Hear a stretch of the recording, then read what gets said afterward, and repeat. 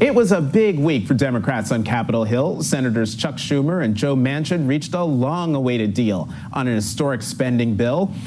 The Inflation Reduction Act would lower health care costs, implement a 15% minimum corporate tax, and make a substantial investment toward fighting climate change. But, because we're talking about the Senate, there's always a but, the one person who could derail this plan, Senator Kyrsten Sinema, has not revealed how she will vote. According to Axios, she's indicated she may want to change the deal, and that could derail its chances of passing the 50-50 Senate. But that's only half the battle. Whatever does pass the Senate has to pass the House next. Joining me now is Congressman Khanna of California. He is the deputy whip of the House Progressive Caucus. Congressman Khanna, welcome back to the Sunday Show. So, since we've been on the air, there's been a bit of news about Senator Sinema and how she feels about this deal in the Senate.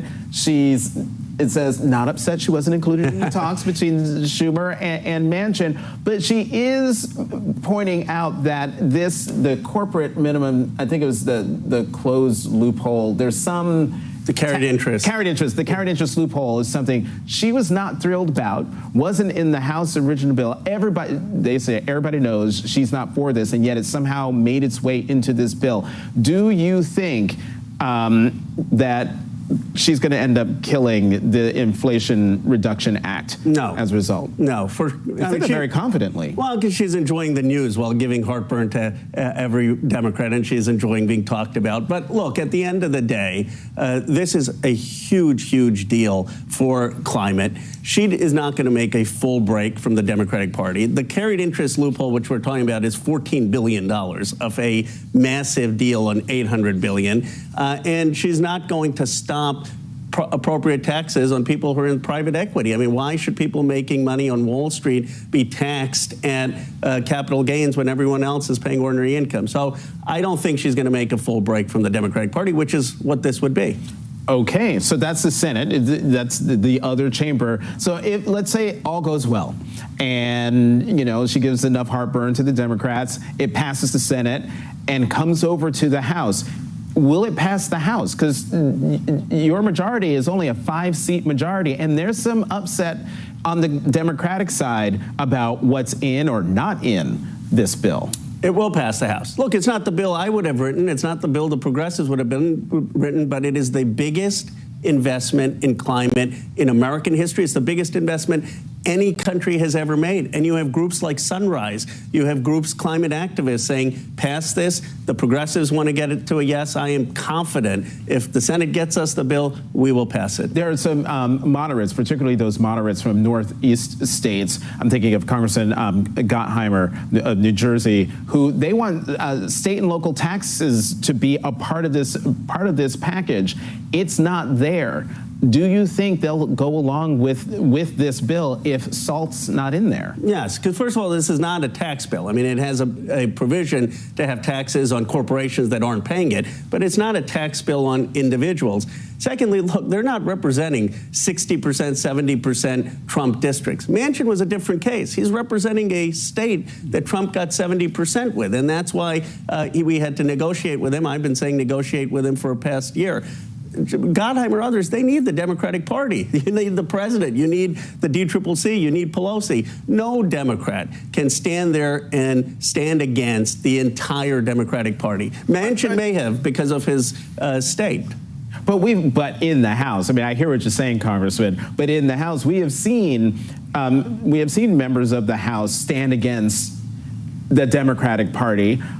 We've seen progressives do it early on in this term. We've seen Congressman Gottheimer and other moderates do it. Why are you so confident that they're just going to be like, okay, party loyalty trumps everything, and we're just going to go with this? It's one thing to do it early in the process to get our priorities, and I'm proud of what the Progressive Caucus did to try to make it bigger.